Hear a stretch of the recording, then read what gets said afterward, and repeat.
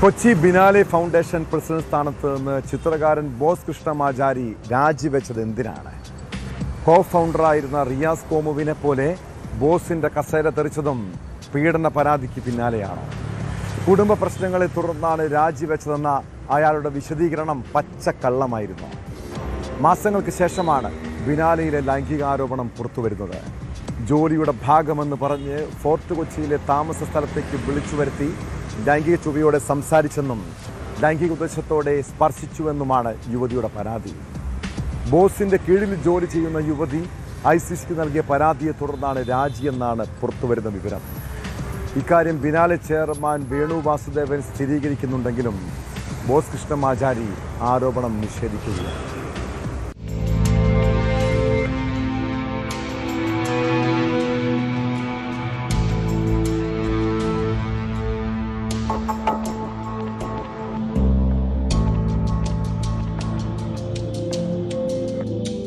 വർഷങ്ങളായി ബിനാലെയുടെ മുഖമായിരുന്ന കൃഷ്ണമാചാരിക്കെതിരെയാണ് ലൈംഗികാരോപണം ഉയർന്നു വന്നിട്ടുള്ളത്.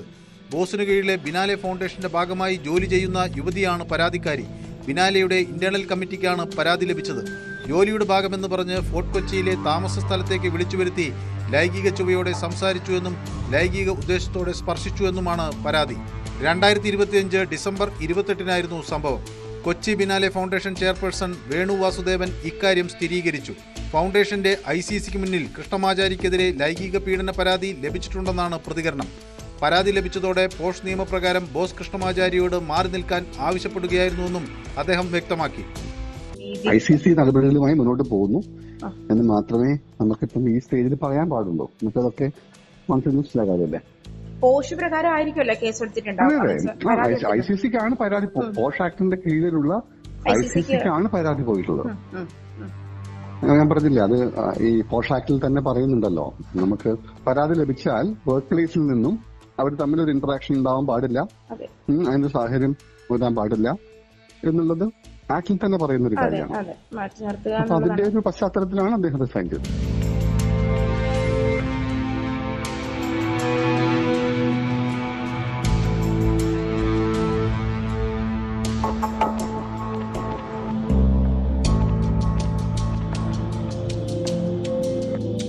അതേസമയം ആരോപണങ്ങൾ വ്യാജമാണെന്നാണ് ബോസ് കൃഷ്ണമാചാരി ന്യൂസ് 18നോട് പ്രതികരിച്ചത്.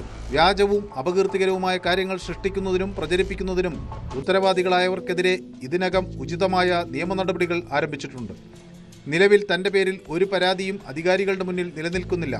അഥവാ ഉണ്ടെങ്കിൽ അത് തന്റെ പ്രശസ്തിക്ക് കോട്ടം വരുത്തുക എന്ന ലക്ഷ്യത്തോടെ വ്യാജമായി സൃഷ്ടിച്ചതാണെന്നും ബോസ് കൃഷ്ണമാചാരി പ്രതികരിച്ചു. ICCക്ക് പരാതി നൽകിയെങ്കിലും യുവതി ഇതുവരെ പോലീസിനെ സമീപിച്ചിട്ടില്ല.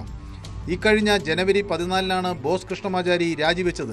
കൊച്ചി മുസൂറിസ് ബിനാലെയുടെ സ്ഥാപകരിൽ ഒരാളായ ബോസ് കൃഷ്ണമാചാരി 2018-ലെ ആദ്യ ബിനാലെയുടെ സഹ ക്യൂറേറ്ററായിരുന്നു. ബിനാലെയുടെ വളർച്ചയിൽ ഏറെ സ്വാധീനം ചെലുത്തുന്ന വ്യക്തിയാണ് ബോസ് കൃഷ്ണമാചാരി.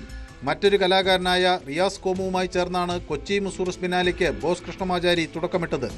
2018-ൽ റിയാസ് കോമുവും കൊച്ചി ബിനാലെയിൽ നിന്ന് രാജിവെച്ചത് ലൈംഗിക ആരോപണങ്ങൾ നേരിട്ടതിനെ തുടർന്നാണ്.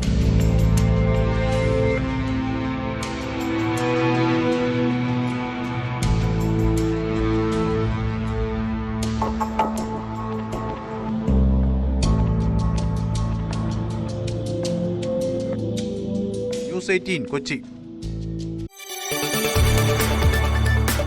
കൂടുതൽ വാർത്തകൾക്ക് news 18 Keralam YouTube channel subscribe ചെയ്യുക.